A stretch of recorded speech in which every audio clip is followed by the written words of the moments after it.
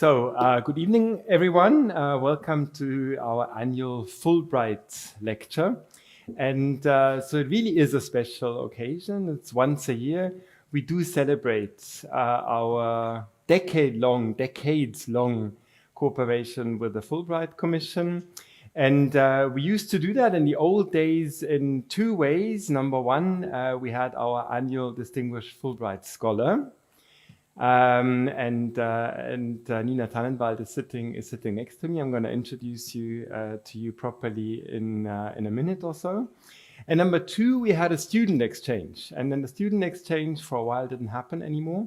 And I'm very happy to report that it will be happening again. And I'd really like to thank the Fulbright Commission here in Austria for making it possible again. About today's lecture. Professor Nina Tannenwald is from Brown University. And I remember when I was a graduate student, then I really liked her work a lot because me coming from a European background, I was actually quite afraid of nuclear weapons, was not quite happy to celebrate them, and had my doubts about nuclear deterrence and all of these things. And Nina then introduced a really important concept, very widely cited, on nuclear taboo. So basically a different kind of explanation why states may not be as ready to use nuclear weapons as some people may think. And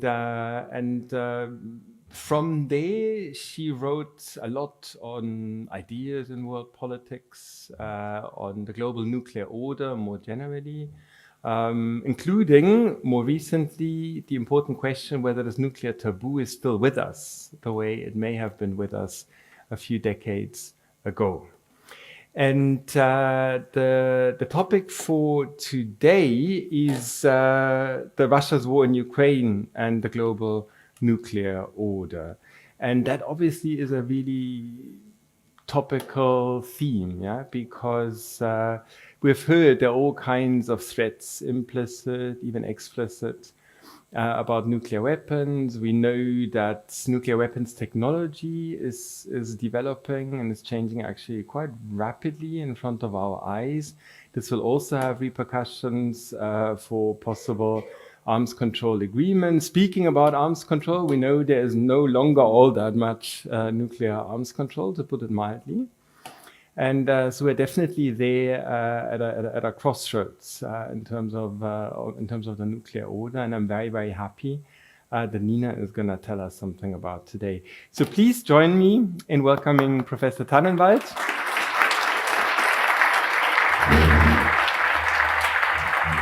And she's gonna talk for about half an hour, and then we have plenty of opportunities to ask questions. Nina. So. Thank you very much for that very kind introduction. It's a pleasure to be here. I've been at the Diplomatic Academy for 2 months now. It's a wonderful place. I'm really enjoying teaching the terrific students here, many of whom I see in the audience here. I thank the faculty and staff here at the Diplomatic Academy for the warm welcome and the support and advice. And I'm grateful to the Fulbright program for the extraordinary opportunity to spend time here in Vienna. I'd also like to thank the folks at the Fulbright Commission here in Austria for all their support and advice. My topic today is the global nuclear order in the wake of Russia's invasion of Ukraine. And I'm a political scientist, specializing in international relations. I'm interested in norms and institutions in the security area, and nuclear weapons is one of the things that I work on. I want to focus on two things today. First, what we've learned about nuclear weapons after a year of war. And second, what are the implications of the war for the global nuclear order? So this is not the first time a nuclear-armed state has invaded a non-nuclear state. So the United States invaded Vietnam and Iraq. The Soviet Union invaded Afghanistan, but it is the first time a country has used nuclear threats so explicitly to shield a major conventional aggression. So Russia is not using nuclear threats to defend Russia, but rather to have its way in Ukraine. So the nuclear dimensions of Russia's invasion of Ukraine have been among the most alarming aspects of the war. We are closer to the use of nuclear weapons by accident, miscalculation, or desperation than at any time since the 1980s, perhaps going back to the Cuban Missile Crisis. I should say that this is the first time in my entire professional career thinking and writing about nuclear weapons that I have really worried about the possibility of use of nuclear weapons. So this war makes clear that nuclear deterrence still casts a long shadow over world politics. So see if I can, oh, perfect. All right, I think I'm going to move over here. So this is an outline of what I want to talk about today. First, what is the global nuclear order, fairly briefly. Second, what the war in Ukraine has revealed about nuclear weapons. And third, the implications for the future of the global nuclear order. This talk is based in part on an essay that was published in the journal Foreign Affairs last week. So if you're interested in more detail, you're invited to go read this. So what is the global nuclear order? It's the distribution of capabilities. Who has what?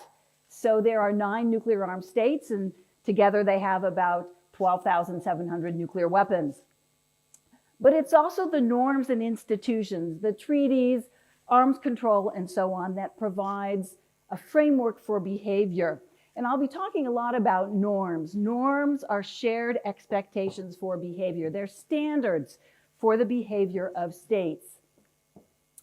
So the global nuclear order has really 2 components. The first is the order between the nuclear haves and have-nots. I call this the global nuclear order. But the states with nuclear weapons, the 5 declared nuclear armed states, France, Britain, Russia, China, and the United States, and the rest of the world, the have-nots, the non-nuclear states. This order, the haves and have-nots, is centered around the nuclear non-proliferation regime, so the Nuclear Non-Proliferation Treaty and the associated institutions like the International Atomic Energy Agency, which monitors the regime. The key norms here are non-proliferation and disarmament. So the bargain at the core of this treaty is an agreement that most of the world will agree not to acquire nuclear weapons.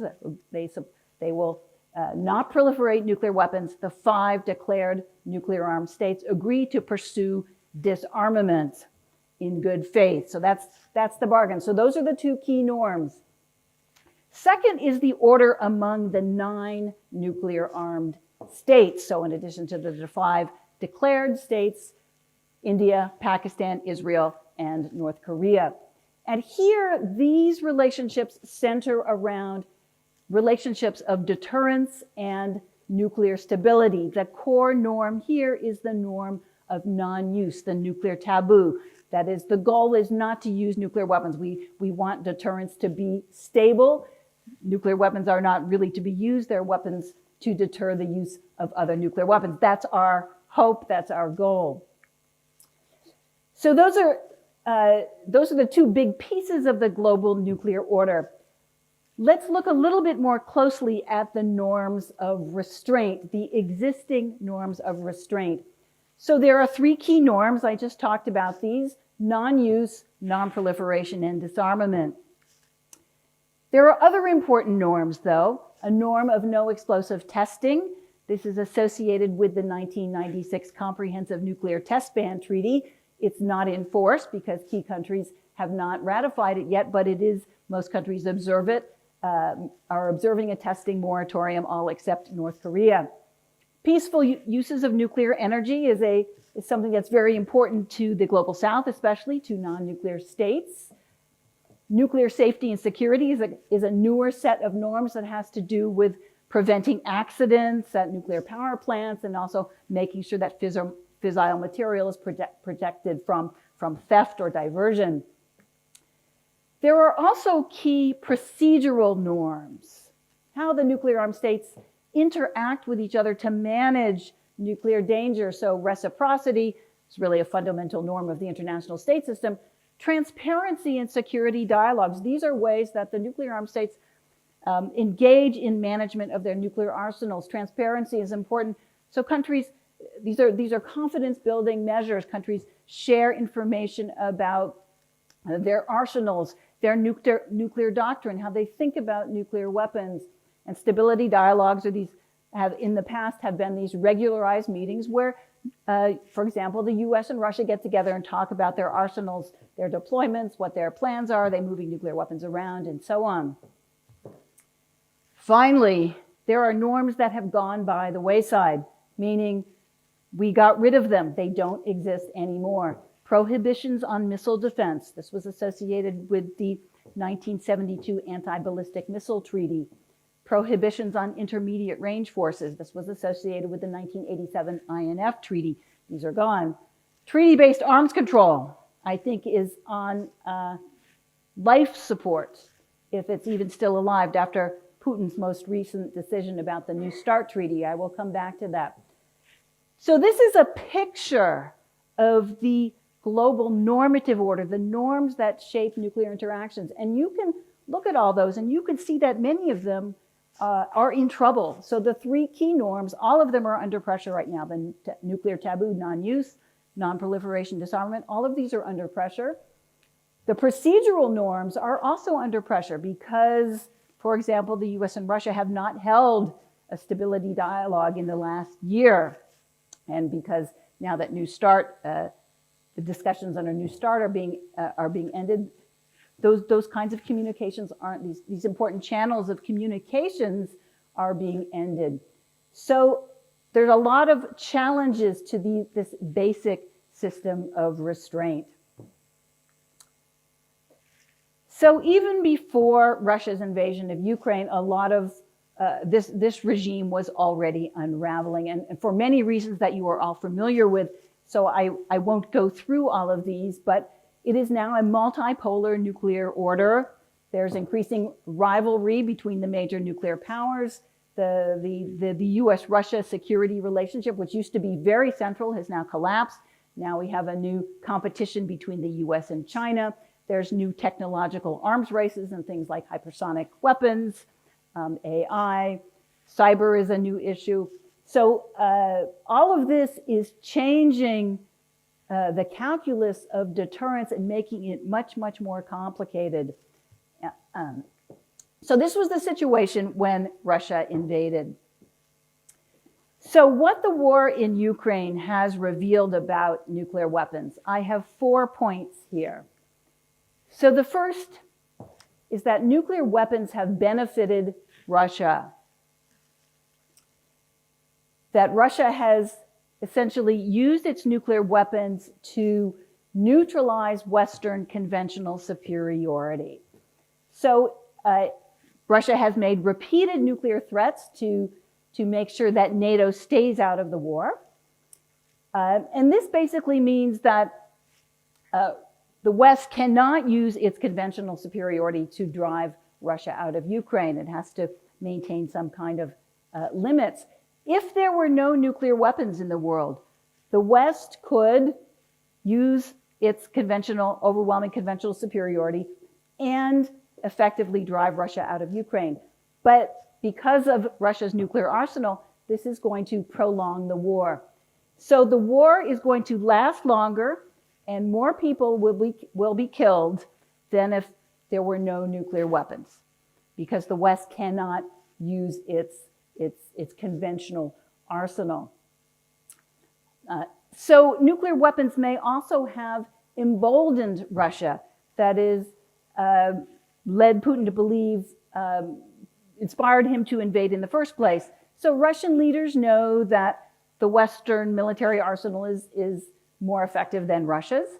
And if there were no nuclear weapons, Putin might not have calculated that this was a really good idea. But because he could make these nuclear threats, he could make sure that NATO and the United States stayed out of the war with the nuclear threats. And so this may have emboldened him to undertake the invasion in the first place.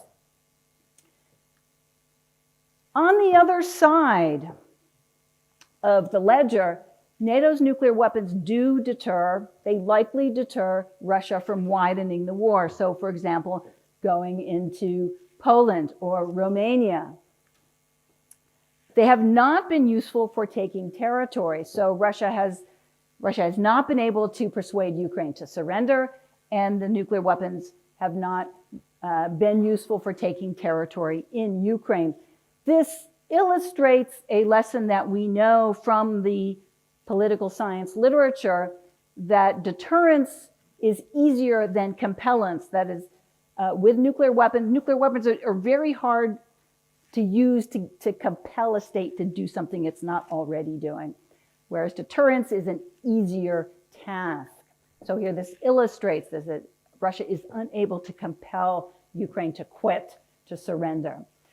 So the war casts a harsh light on the downside of deterrence, because the West is constrained, is limited in what it can do for Ukraine, and so Ukraine has to kind of struggle on, not entirely by itself, but not with the full support that the West could otherwise bring to bear. And this reminds us, what it tells us is that deterrence does have some benefits, but the scope of protection provided by deterrence is limited, and it comes with very significant costs and risks. So the effect of this is that the war will grind on. It will be a grinding war of attrition.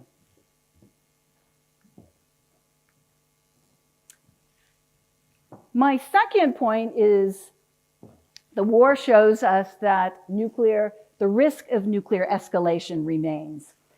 Some Western analysts are arguing now that, well, Putin hasn't used a nuclear weapon in the past year. That means he's bluffing. All these nuclear threats are a bluff, and he's very unlikely to use a nuclear weapon. And they're encouraging the West to call Putin's bluff and send ever more firepower to Ukraine. And so I think that this attitude is a little bit cavalier. So just because Putin hasn't used a nuclear weapon up until now doesn't mean he won't use one in the future. If, for example, Ukraine got to a point where it would take back the eastern provinces and maybe even take back Crimea, it's very unclear what Putin might do, whether he would reach for a tactical nuclear weapon. So the West, I think, continues to need to err on the side of caution. It worries me because we are now in a situation of creeping conventional escalation, where Zelensky asked for tanks, and as soon as he was given Western tanks, then he immediately asked for fighter planes, more firepower that can potentially reach farther into Russia, right? And this ups the tensions, the conflict with Russia. So I worry about this creeping conventional escalation. The challenge here is how to prevent Russia from benefiting from its nuclear brinkmanship while also avoiding nuclear war. Somewhere in there is a red line. We don't know exactly where it is, but we don't want to find out about it too late, which means that Western leaders will continue to need to err on the side of caution. A dangerous moment will come if Putin thinks that a direct military confrontation with NATO is inevitable. So I think it's a bad idea for people to say, oh, well, NATO is already in a war with Russia. I think we do not want to convey that idea to Putin, because if he comes to think that he's already at war with NATO, this might be a permissive condition for upping the level, the escalation on his side. This gets us to what is I think, a difficult point for many people, which is that US, NATO, and Ukrainian interests are not identical. They're overlapping, but they are not identical. If I were Zelensky, I would do exactly what he is doing, exhorting the West to give him more weapons. But we are not Zelensky. If I'm an American, I'll say President Biden is not Zelensky. President Biden has other obligations and other interests. And President Biden's main obligation is to prevent the escalation of this war to a direct US-Russia conflict, a direct NATO-Russia conflict, and to prevent the escalation to nuclear war. So the interests are overlapping but not identical, and that is always going to be a source of tension with Ukraine. My third point, a third lesson from the war, is that the nuclear taboo continues to hold and it continues to be salient. The taboo, this is a norm, a taboo against the first use of nuclear weapons. It is today codified in the 2017 Nuclear Ban Treaty. This is something Austria has been very involved in pushing forward. For most of its life, the taboo was a de facto, a non-legalized norm, but now it's legalized in the Nuclear Ban Treaty, which is a total prohibition on nuclear weapons. It prohibits use of nuclear weapons, possession, but also the threat of their use. So it basically prohibits reliance on deterrence. As you can imagine, the nuclear armed states don't like it very much.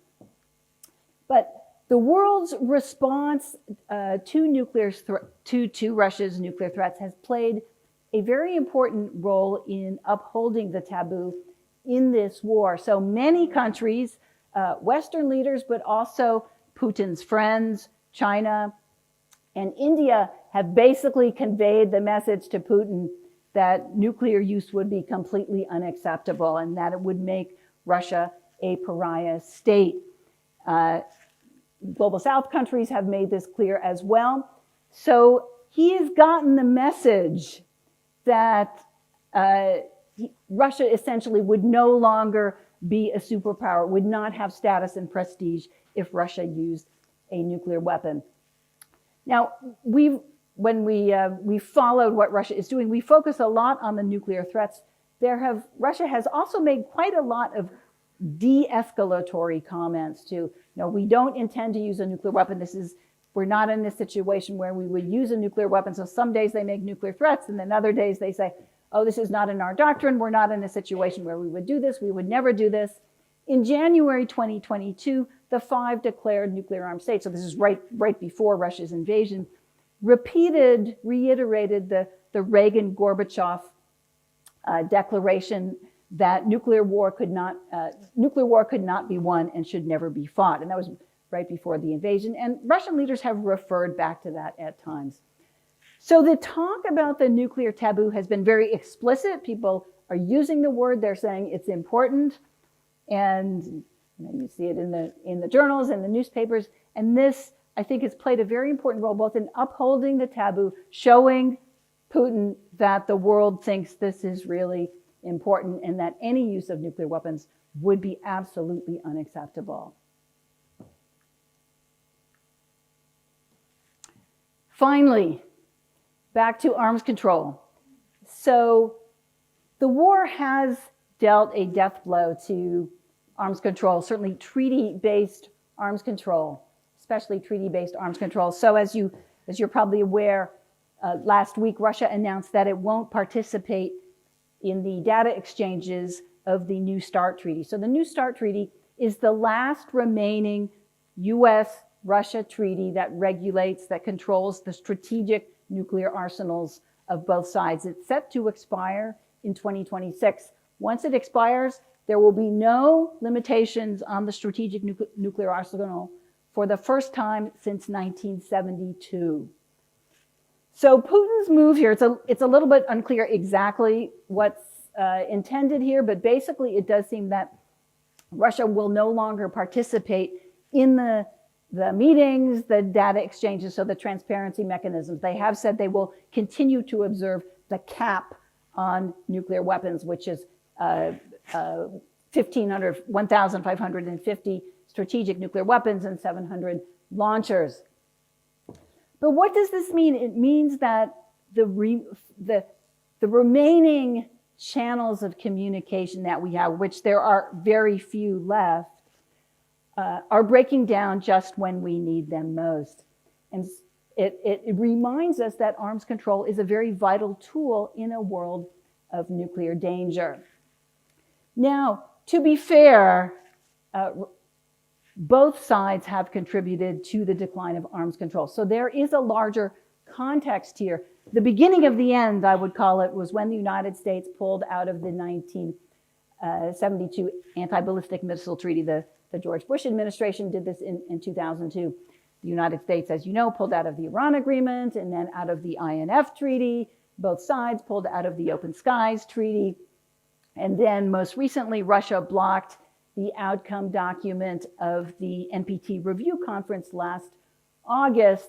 This was over language in the text that Russia did not like that referred to the safety and security of the Zaporizhzhia nuclear power plant in Ukraine and the risks that Russia's fighting around the nuclear power plant was posing.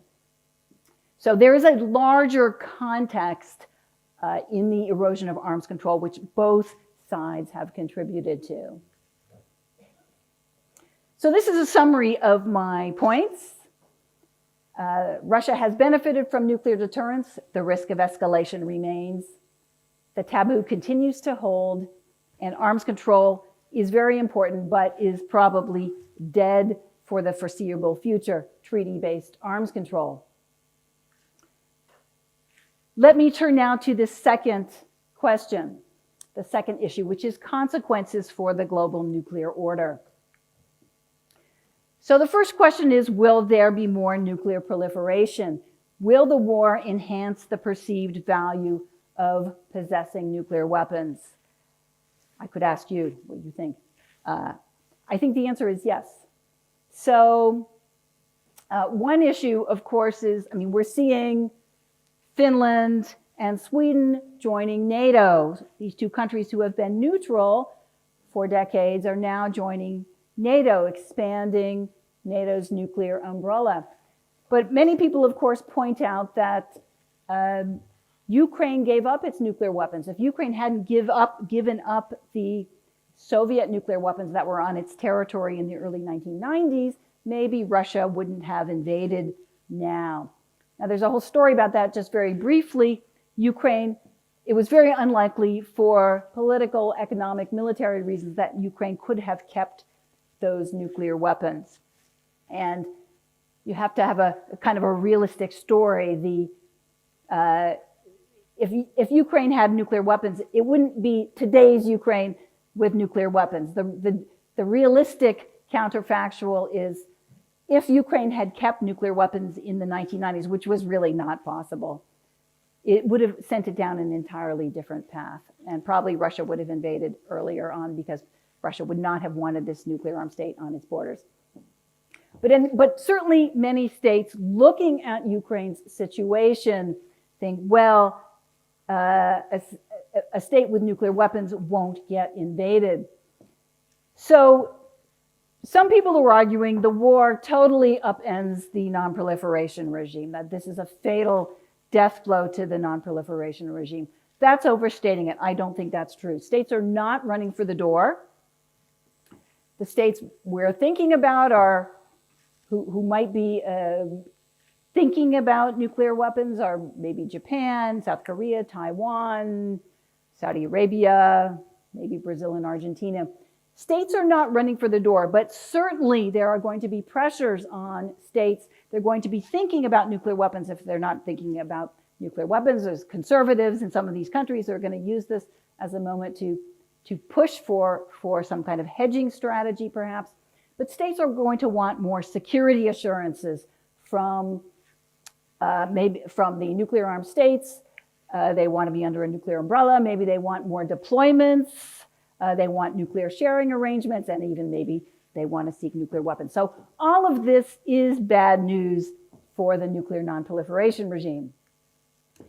A second piece of this issue is the credibility of security guarantees to non-nuclear states. Security guarantees are a very important non-proliferation tool. They are commitments by nuclear armed states to guarantee or to assure the borders of non-nuclear states, or to their commitments not to use nuclear weapons against non-nuclear states. So, of course, when Russia invaded Ukraine, it blew through the 1994 Budapest Memorandum. This was an agreement by Russia, Britain, and the United States to extend assurances to Ukraine about the territorial integrity of its borders. So Russia, of course, totally violated that. For their part, the United States and Britain probably could have done more to support Ukraine with arms, with support, diplomatic support, but especially with military and financial aid especially after 2014, after Putin invaded Crimea. But in any case, this really raises the issue of the credibility of security guarantees going forward. How are non-nuclear states going to assure their security in a world of predatory nuclear armed states? And so this is a very important issue for the future. So we have basically a situation of increased salience of nuclear weapons in all the nuclear armed states, including in NATO. So nuclear weapons, in the wake of the war, nuclear weapons are becoming more salient, not less. So all of the nuclear armed states are engaged in modernization programs. This is going to be intensified because of their interpretations of what they might need now to deter other states. As I mentioned, NATO is expanding. Potentially Sweden and Finland will join. Public opinion in Europe, there have been some interesting public opinion polls that show that the European public has become somewhat more supportive of nuclear weapons and stationing nuclear weapons in Europe. So this means there's going to be more military spending all around, both on conventional and nuclear weapons, and growing arms races, initially qualitative arms races, that is new technologies and modernization, but with no limits on weapons. These could eventually become quantitative arms races, that is, the numbers will go up again, and they have not gone up for a long time. And there will also be increased pressure on the nuclear non-proliferation regime, as I mentioned. So there will be a growing divide at the NPT, the Nuclear Non-Proliferation Treaty meetings, between supporters, states that support deterrence, and states that support disarmament. This is already a point of friction in the NPT, but it will be exacerbated now because the nuclear armed states who are supposed to be pursuing disarmament as part of their obligations under Article 6 of the NPT are going to increasingly say the international security environment is not, this is not a good moment for disarmament, right? We can't disarm when you have this kind of aggression and war. So disarmament, which had already ground to a halt, won't be moving forward in any practical sense anytime soon.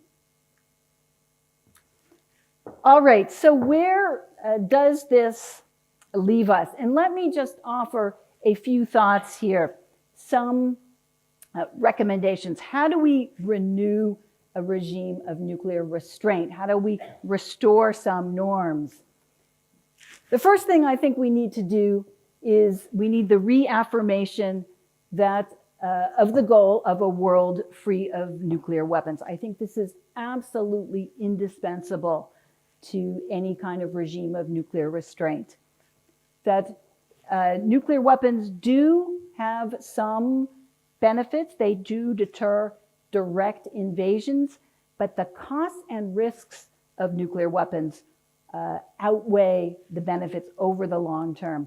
I think right now in the Ukraine war, the risk at this moment of a use of nuclear weapons is low, but the risk is not zero.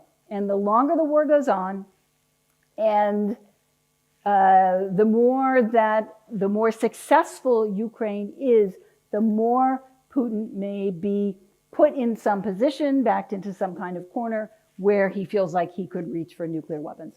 So that risk always remains. The risk that deterrence could fail always remains. And when you look at how the Baltic states, for example, even though they're under NATO's nuclear umbrella, they still worry that Putin won't be deterred and that he might take a nibble out of the Baltic states. So that has to be the ultimate goal. It's not going to happen anytime soon, however. So in the meantime, what else can we do? First, we need very strong statements from the international community to strengthen the norm against use and against threats of use. This should be the number one goal right now, is for the international community in various forums to make this very, very clear that use of nuclear weapons is unacceptable and threats of use. So the G20 made a statement about this in November, and then they just had a meeting where they couldn't agree on a final outcome document because 17 of the G20 wanted to repeat their November statement condemning threats, and Russia and China did not want to, and probably India as well was in on that, did not want to make this statement, and so there's no final document coming out of the G20. Many states have, I should say that many states have made statements, in diplomatic statements at the UN, at the NPT and elsewhere in their diplomacy and their statements, but we need it also coming from multilateral forums. We need to create new norms of accountability and responsibility for nuclear-armed states. I remember I spent a year working at the US State Department in 2012, 2013 in the Nuclear Non-Proliferation Bureau there. And that was at a time when the humanitarian campaign was just getting going, the humanitarian campaign at the UN. And this was a campaign by non-nuclear states, including Austria, to highlight the devastating humanitarian consequences of any use of nuclear weapons as a way of stigmatizing nuclear weapons. And so I was in the State Department at this time, and I had some hawkish colleagues. One colleague really did not like this humanitarian campaign. And I remember he said to me, "Who are they to delegitimize our nuclear weapons?"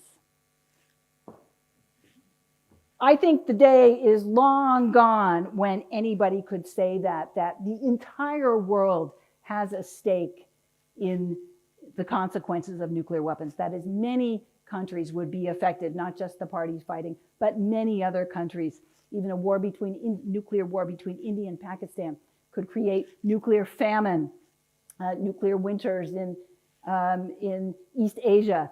And so everybody is a stakeholder. And we need the nuclear armed states to be more accountable for their policies. So one thing we want from the nuclear armed states is much stronger security assurances to the non-nuclear states. And I've talked a bit about this, that much stronger guarantees. Right now, they're mostly political guarantees. They're not legalized. But this is something that could be done through the UN, perhaps, through the UN General Assembly. It should probably maybe be moved out of the NPT and moved into the UN, where the UN General Assembly could have a stronger role in this. But this needs to be something that, where the nuclear armed states have to reiterate this commitment on an annual basis, for example, and perhaps even legalize it.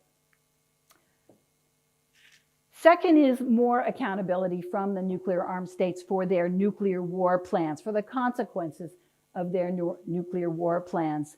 So we should know, the rest of the world, they should know how these nuclear war plans would, for example, whether they comply with humanitarian criteria, whether they comply with the laws of war, what would be the consequences of the actual use of nuclear weapons following their nuclear war plans. So the United States has done a little bit of this, has argued that its nuclear war plans are consistent with the requirements of proportionality and discrimination in the laws of war. It's not an entirely plausible argument, I must say, but they are thinking about it. But this kind of pressure on the nuclear armed states would force them to think more and to be accountable, to have to talk to the international community, to the non-nuclear states about what do they think the consequences are, and what are they responsible for if they actually use nuclear weapons and killed millions of people or created harm in neighboring countries. What are they going to do about it? What is their, after the fact, what are they going to do to mitigate that harm to non-combatants, for example. And so, as I mentioned, I think this is an area where the UN, as opposed to the NPT, may be able to play a more significant role. The Security Council, as we know, I mean, one of the things that this war has demonstrated very clearly is the dysfunctional nature of the Security Council. But the UN General Assembly perhaps could have a more important role here. They've already started down the path of trying to delegitimize the veto in the Security Council. And there may be, I think there are more things that they could do here, connecting this delegitimization of the veto to commitments by the nuclear powers to be more accountable in various ways. So I will stop here, and thank you very much, and I look forward to your questions.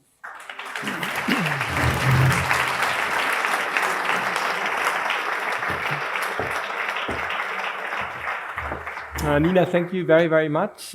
In the interest of a great debate, I'm not going to say much now. Maybe towards the end was a great talk. But obviously, one can discuss a lot of things, especially probably when it comes to the future and how to strengthen the regime again, if that is possible at the moment at all. But let me move to questions from the audience, and I'm always going to go for 3 questions. So maybe identify yourself and then keep the question a little bit short. And since Heinz Gärtner has written a lot on nuclear issues and everything, Heinz, you have the first word.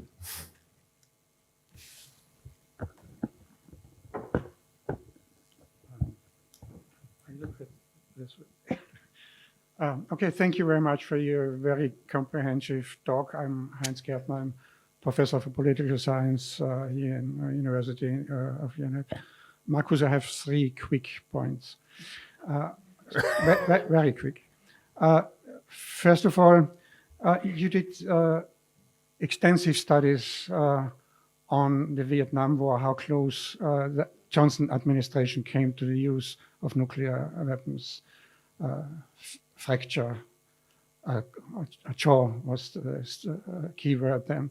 So the question is, what is the difference from then and now? So, of course, then you applied the nuclear taboo. Does it still work that way? And second, your colleagues, Scott Sagan and Valentino, they did this survey that 60% of the American public would support a nuclear strike on Iran if the administration could explain that would be a Pearl Harbor situation. So what does it tell about the nuclear taboo? And third, would you think that the use of nuclear weapon could be limited? Thank you. And thank you very much. And then there were more hands up. Maybe, yes, Benedict and then gentleman then. Yeah, Günther Fellinger from the Austrian NATO Committee. My question is about this entry of the nuclear prohibition treaty which Austria signed. Can we leave it again? Is it necessary to leave it when we want to join NATO? And what is your recommendation on that one? Thanks a lot.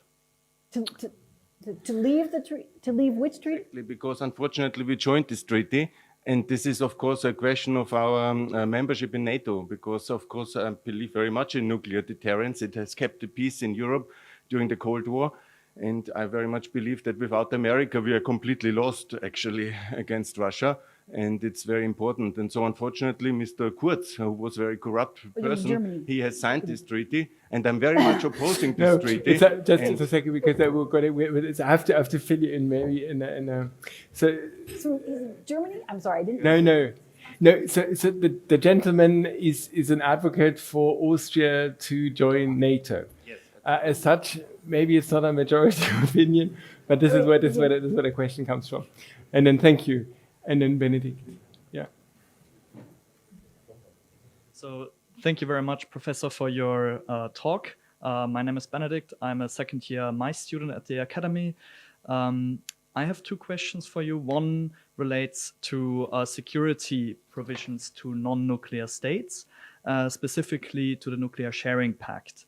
When the war in Ukraine started, in Germany, some talks started again about the age-old question, does Germany need the bomb? Do you think that an expansion of the nuclear sharing pact is in order, and that an expansion of that sharing pact to countries who are not currently included is part of a new securitization strategy? And the second question would be, in the event of a nuclear strike on the behalf of Russia in Ukraine, do you think that this is a definite casus belli? Joe Biden has alluded in one of his speeches that there would be terrible consequences for Russia, going as far as the United States and its allies possibly sinking its entire Black Sea fleet, which of course would trigger an immediate confrontation between the two blocs. Thank you very much. Thank you. So that's a lot of questions for you there already, Nina.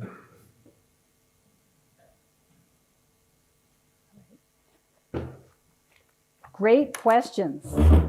Okay, let's see if I can work through these. So all right, so you asked me about Vietnam and the Johnson administration. That was 1967.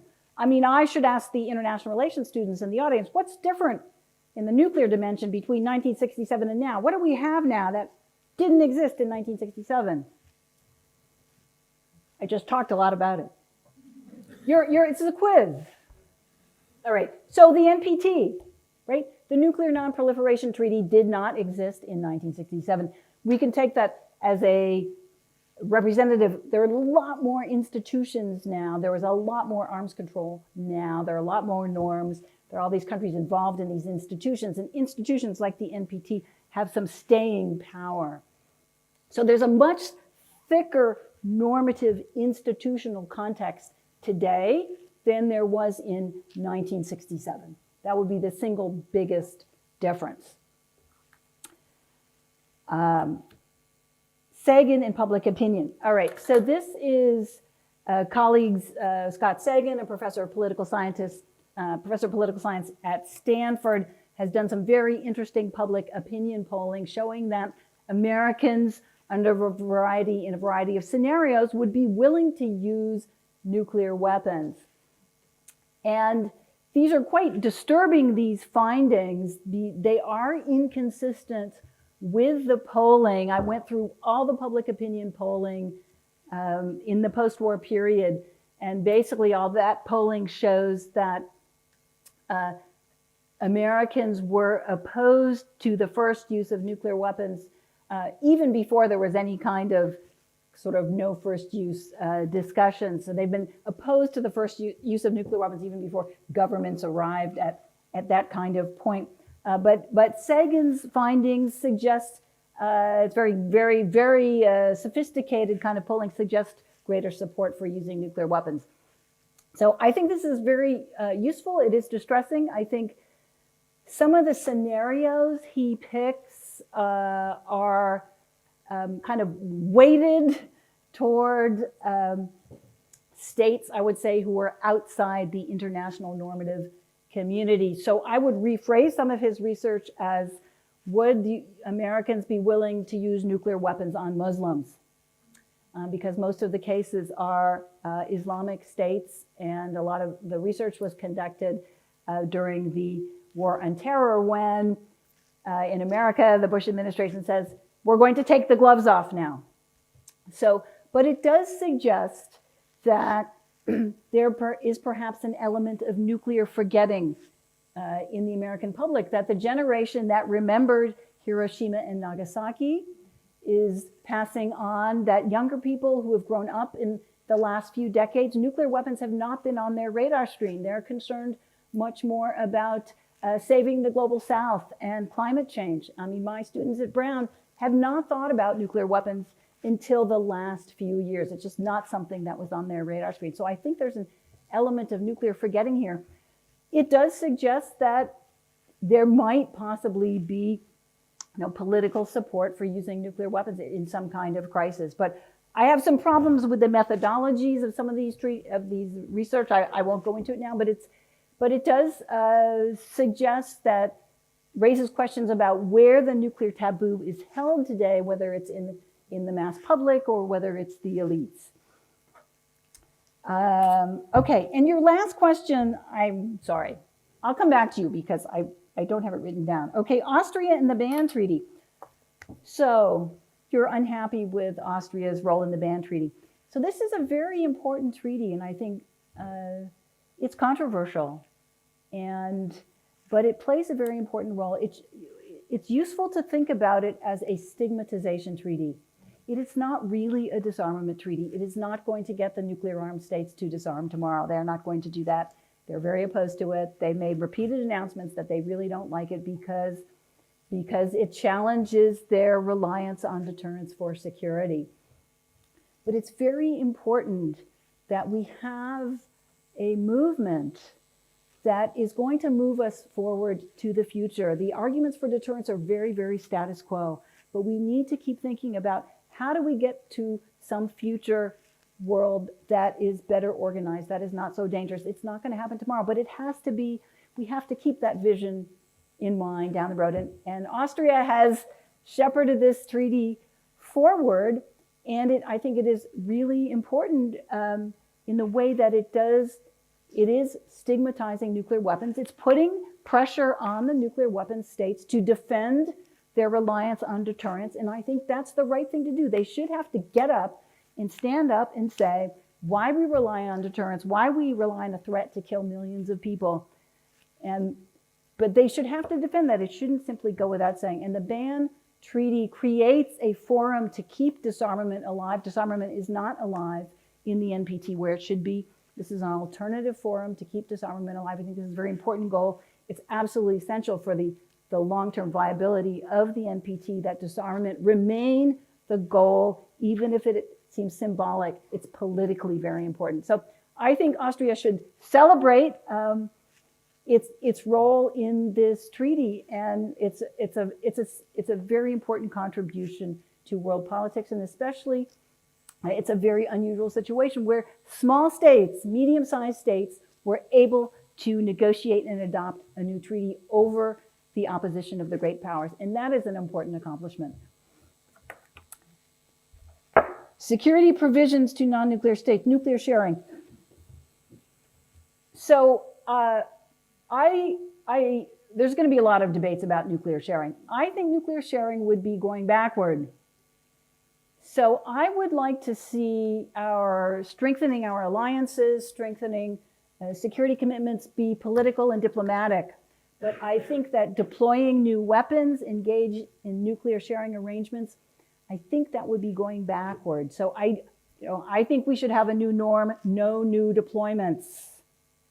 I think that's a norm that the US and Russia should agree on.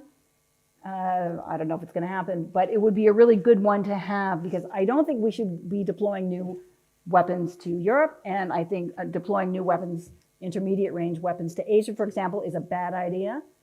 So I think the emphasis should be much more on the political relationship between, for example, the United States and Europe. The Trump administration did huge damage to the relationship between the US and Europe, and we need to rebuild that. But I think ultimately these relationships are political. They're not just built around a military technology. So I'm reluctant to go down the nuclear sharing road, but not everyone will agree with that.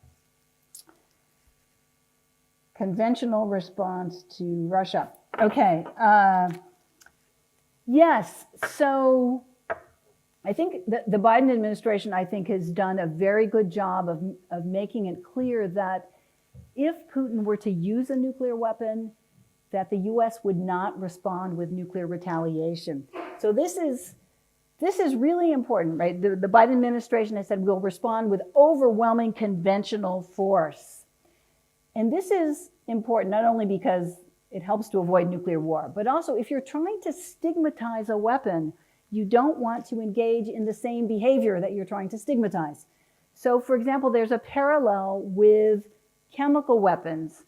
If Russia used chemical weapons in Ukraine, we would not respond with chemical weapons, right? That's ruled out. We've already ruled that out.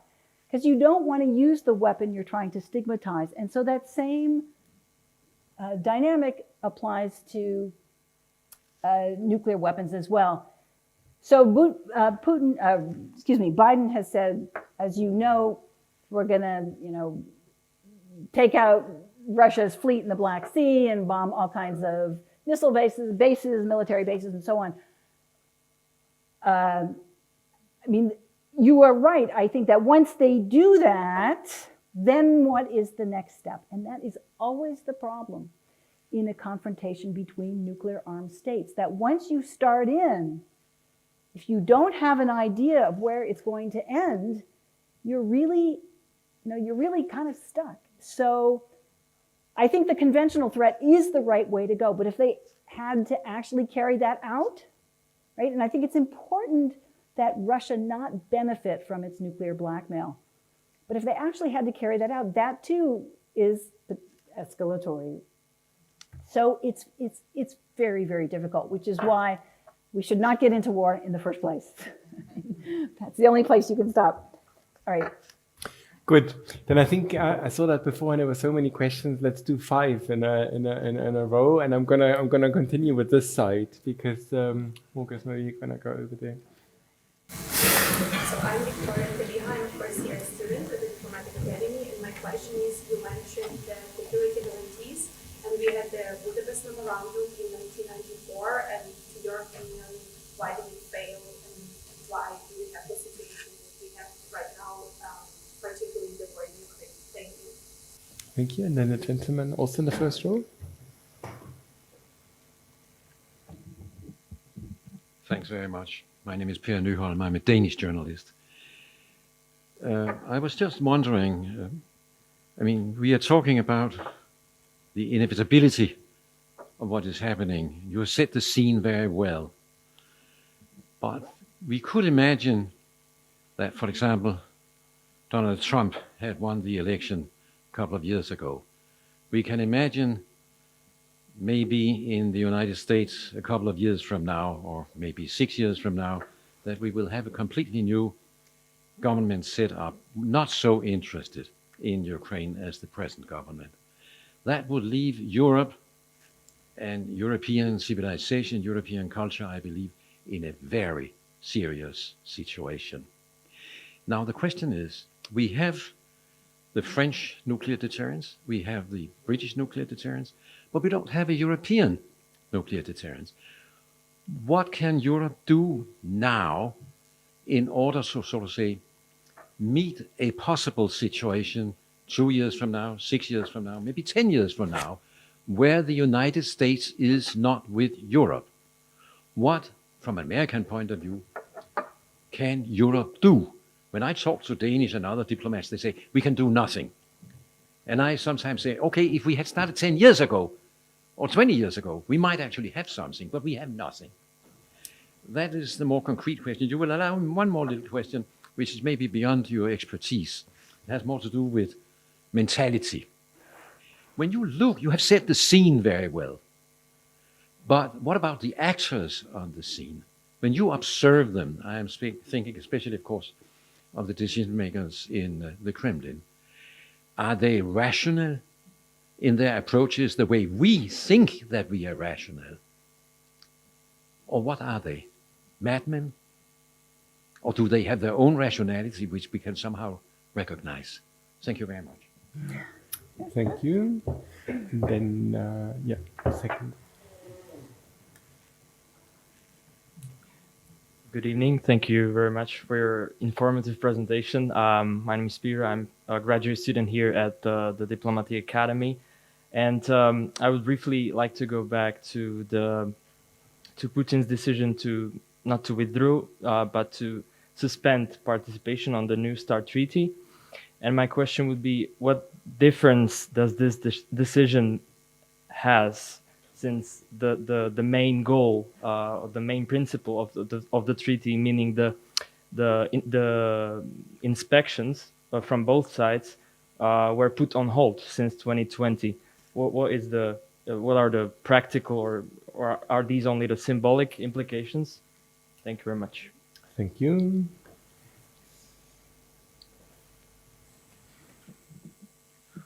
Erich Kandler, I'm a non-political accountant and business person. Thank you for putting things in a perspective that even I can follow.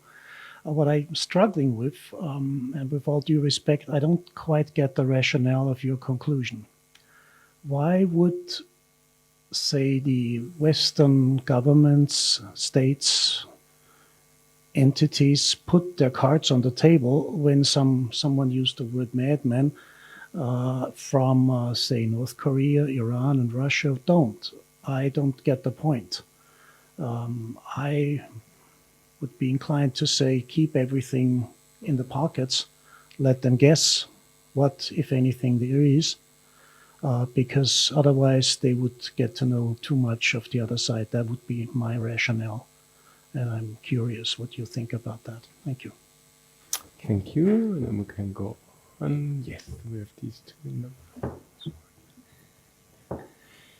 in the back.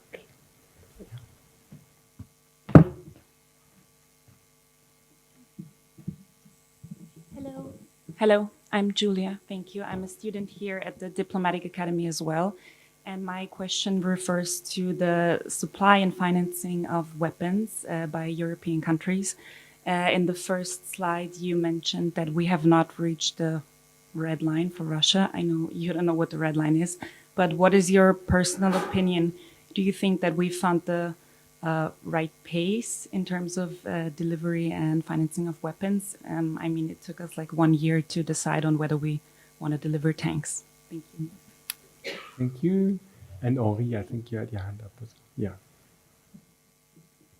Yeah. Thank you. Hi. So I was wondering about the humanitarian perspective on nuclear weapons. So do you think that the humanitarian discourse might actually change something regarding nuclear deterrence and the nuclear paradigm? Thank you. Nina, again, 5 questions. Okay. These are more great questions. So why did the Budapest memorandum fail? Well, it failed because Russia made a decision to invade Ukraine and he didn't care about the Budapest memorandum. So this was agreement that was a part of a deal around 1991 in which Ukraine would give up the Soviet nuclear weapons that were stationed on its territory. And Ukraine probably could not, I mean, it might have been able to keep these weapons, but it didn't control them. And so there would have been a long technological process to actually make them usable. So in exchange for giving up the weapons, Ukraine demanded some assurances from the great powers. It demanded some financing, which the United States provided. And so this was, and at the time, Ukrainian leaders were really wanted to join the international community and wanted to join the NPT. They didn't want to be an international pariah state. And it was made clear to them that if they tried to hang on to some of this weapons technology, that they would be international pariahs and it actually would not be in their security interests. So the Budapest Memorandum was the agreement kind of pulled out of Russia at the time, in which these 3 players, major powers, would guarantee, would respect the borders, agreed to respect the borders of Ukraine. Putin made a decision to violate that, and you know, he has his long list of grievances about Ukraine that we all know about. I do think that, you know, going back and looking at the history, and there's a great book to read if you want to read a book on this. It's just come out. She's now the major historian of the Ukrainian nuclear arsenal is a scholar named Mariana Bujarin. And it's a fantastic book, so I recommend it to you. But I think probably that the United States and Britain did not do everything they could have done to really hold up their end of the Budapest Memorandum. That is, it was taken a little bit too casually. And there's probably more support that could have been given to Ukraine, especially after 2014, that might have made Ukraine more of a porcupine, made it a little bit harder for Russia to digest. Maybe Putin wouldn't have thought about this. It's all counterfactual. We don't really know. But looking back historically, I think that's one conclusion we might draw.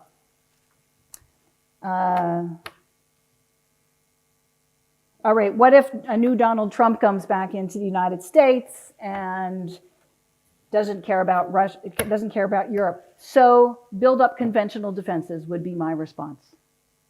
I think one of the lessons that many countries are going to learn from this war is that it's better to put your money into conventional weapons that are actually usable than nuclear weapons that are not usable. I say this with regret because I regret the militarization of our policies, but that's what we are facing, at least as long as Putin is in power. It's going to be more militarization, but certainly there's a lot more that Europe could do in terms of conventional arms. There isn't, it's very hard to come up with a scenario where a use of a nuclear weapon would make you better off. And so I think the focus should be on a conventional defense. Is Putin rational? I wish I had the answer to that.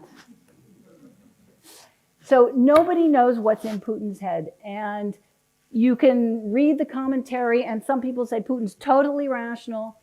He knows exactly what he's doing. He's not crazy. He's really aware. And his generals are aware that if Russia used nuclear weapons, they would become instant pariahs. You can read somebody like Masha Gessen, who writes in the New Yorker, who says Putin lives in this worldview in which the rationality is it's a different kind of rationality.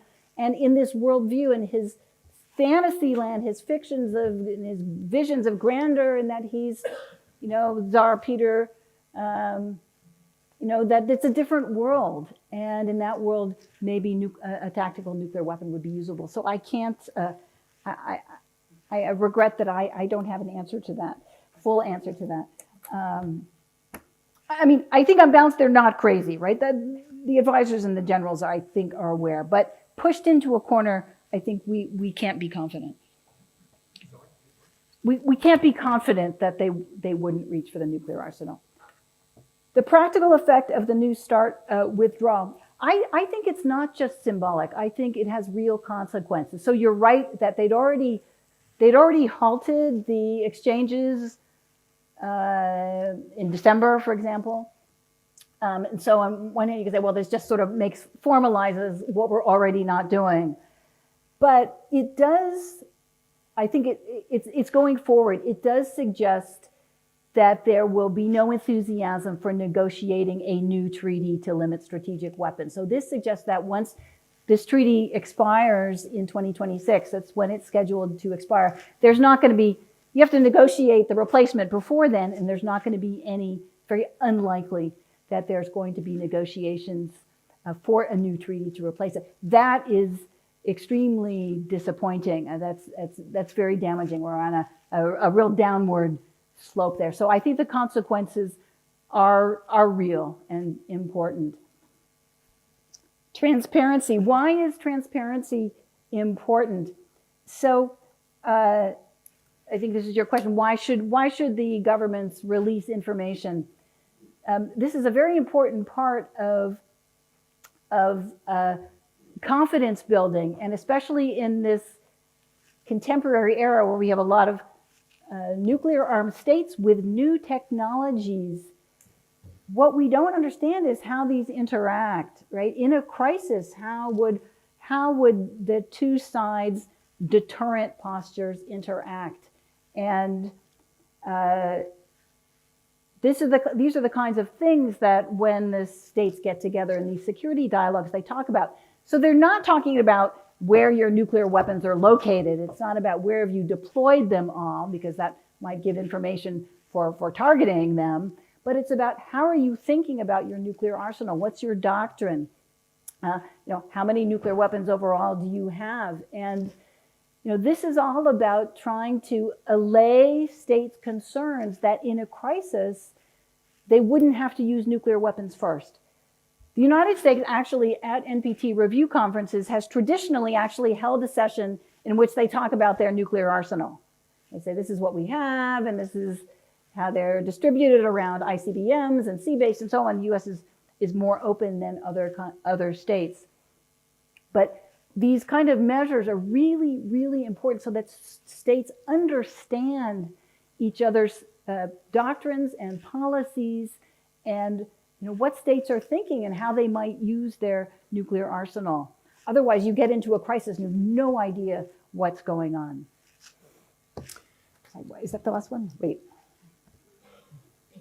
I have one more. What's the right pace for delivering weapons to Ukraine? There's a little bit out of above my pay grade. So this is a big debate, whether there's a window of opportunity now for Ukraine to forge ahead and there should be like a big delivery of weapons now. Other people say this kind of slow escalation of ever more powerful weapons has made the supply of weapons to Ukraine less confrontational for Putin and therefore hasn't pushed him, right, to actually carry out any of his threats. I think, it depends on the pace of war. I'm not the person to talk about the pace of battle here. I do think, though, that there have to be some limits on the firepower that we provide to Ukraine, and especially weapons that can reach far into Russia, and that would be my concern. Thank you, Nina. I've neglected the center thus far. So who has questions there? Let's start with you. 1, 2, 3.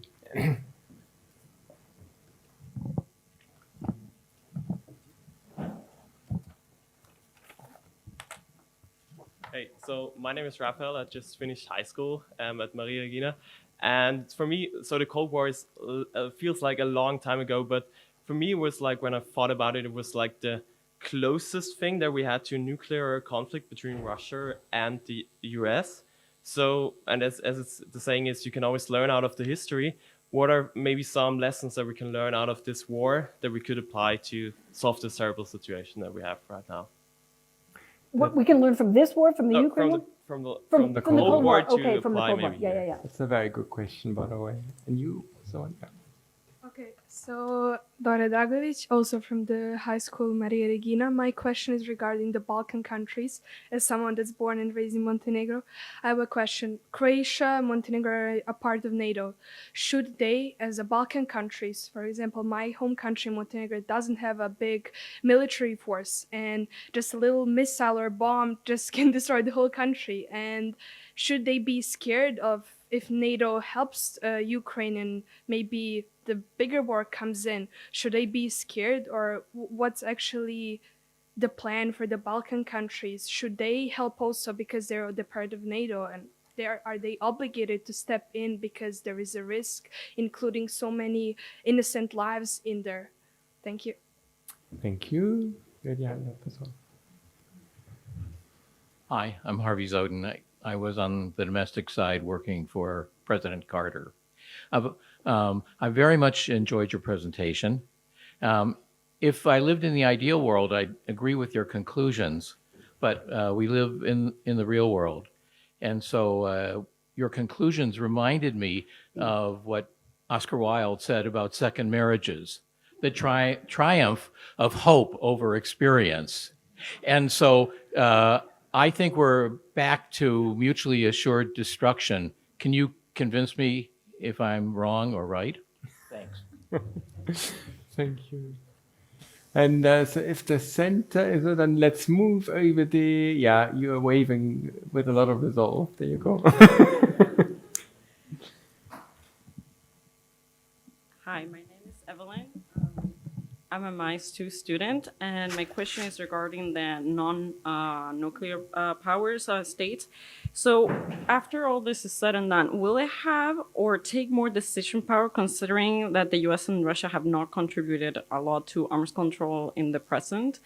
And either they have two options to either really oppose this or seek the US's protection because they have like one of the biggest nuclear arsenals. So in general, what role for non-nuclear states in? If they will be able to, after all this is said and done, after whatever the crisis route the crisis takes, will they be able to take power back to oppose the role of the countries that have arsenal? Okay. Thank you. And then in the back, Similian. Thank you very much for your very insightful presentation from my side as well. My name is Maximilian, and I'm also a second-year MI student here at the Academy. And my question actually would deal with the public opinion in the Russian Federation regarding the use of nuclear wars and how the propaganda the system is using on these people is changing the effect on it. Thank you very much. Thank you. And let me abuse my prerogative as a chair and also ask you two very, very quick questions. The first one is about technological changes.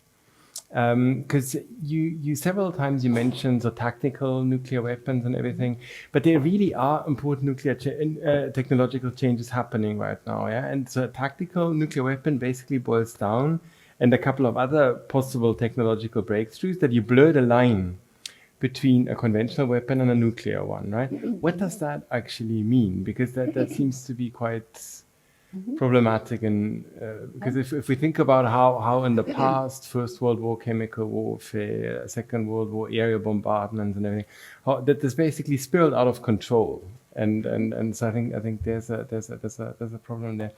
And then the other one, there were quite a few questions now about national security doctrines and all of that on the one hand, and then the humanitarian initiative on the other. And that's really a lot about how these debates are happening, right? And what you described from your own policy experience there was quite telling in that way too.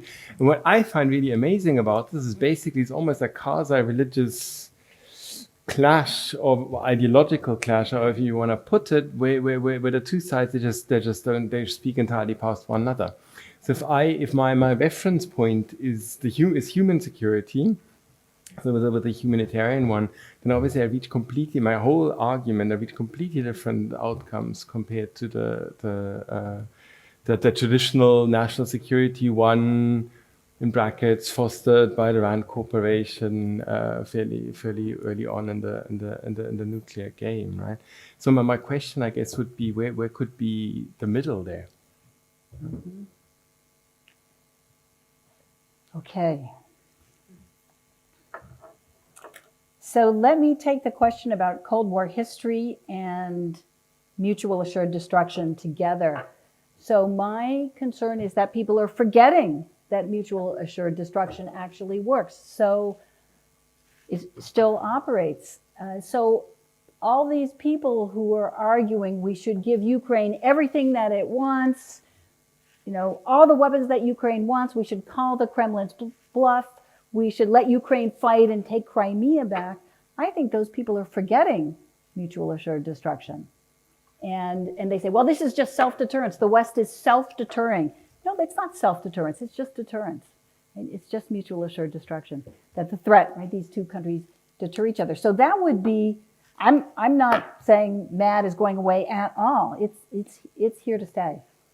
The question on the Cold War history. What can we learn from it? I mean, this is what I think we learned. So if you go to the Cuban Missile Crisis, which was the most serious Cold War nuclear crisis, we could ask what are the parallels between now and back then. And I do think that the Cuban Missile Crisis was more serious crisis, more dangerous crisis than what we are in now, because we were essentially one decision away from escalation, one decision. Whereas now we're still a few decisions away from a use of nuclear weapons. But on the other hand, the Ukraine war is a hot war.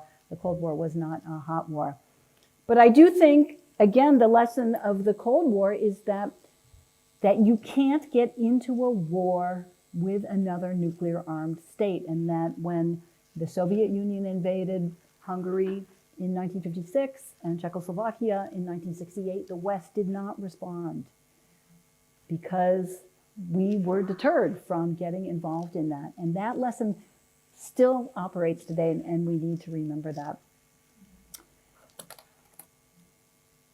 Balkan countries. I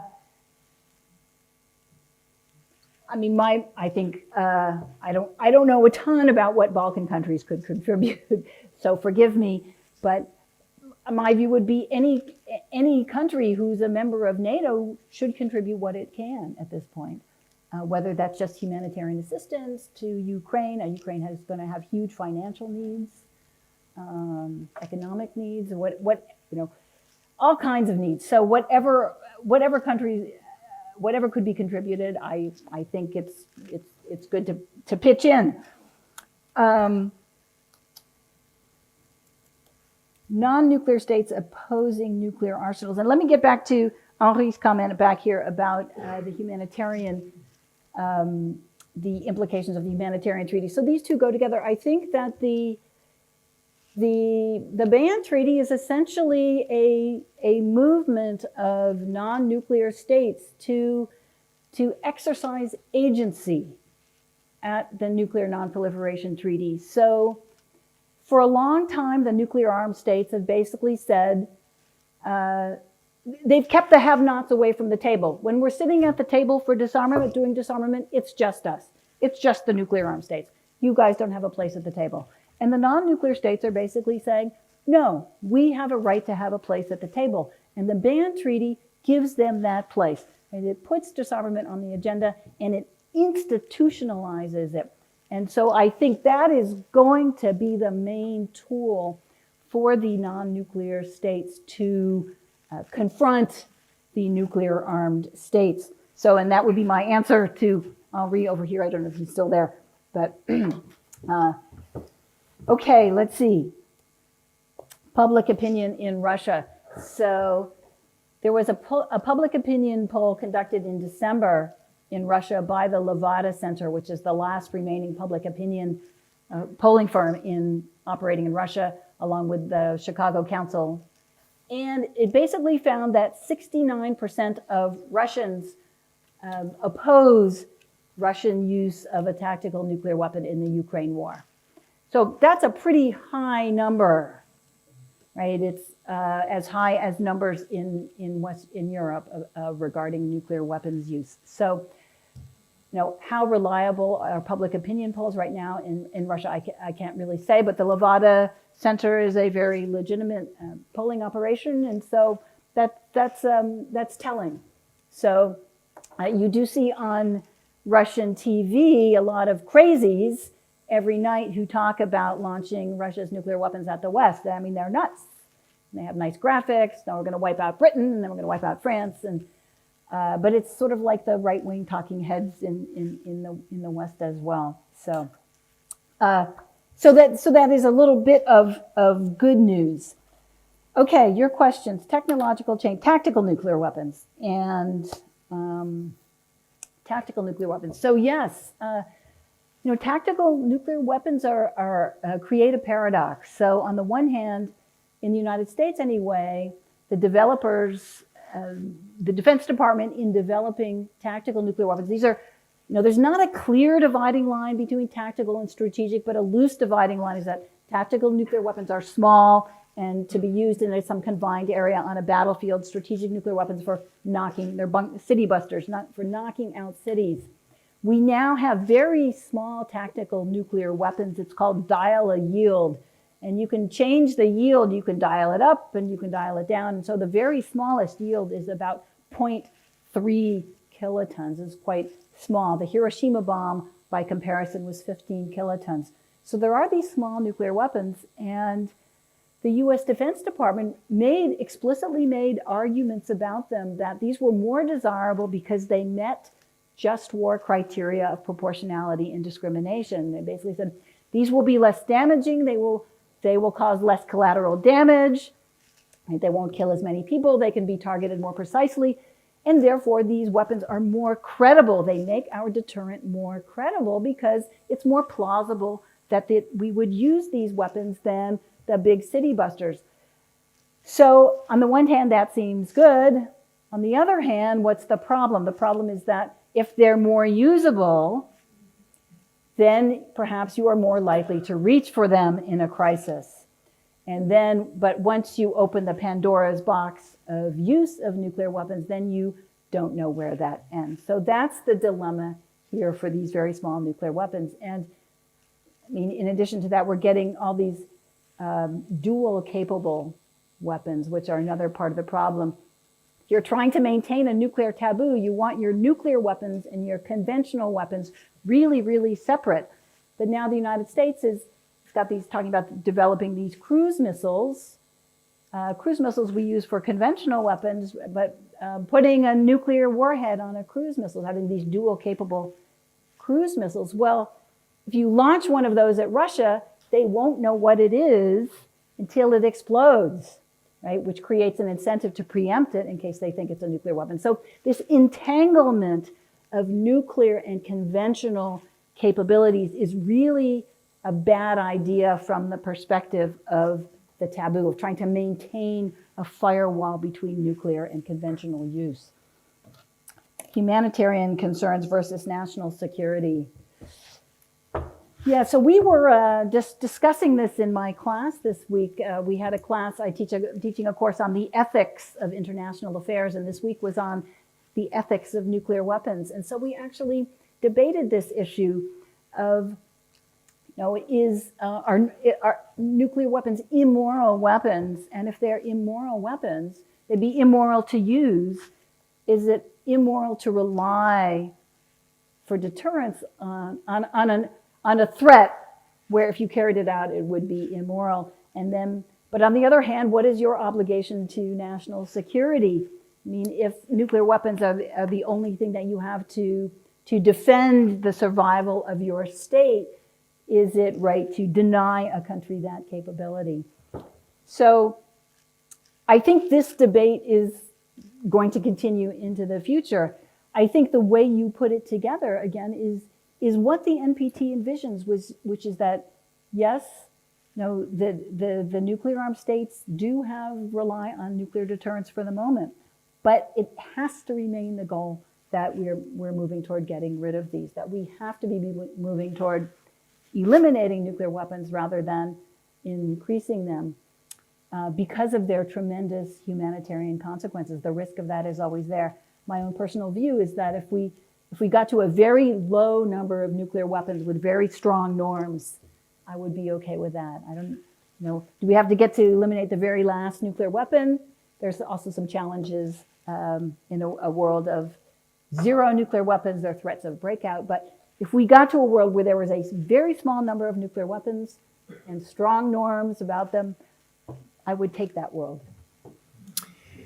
I think that was a very nice way of concluding the talk. Nina, thank you very, very much. I think we all learned a lot, and I think she deserves a big round of applause.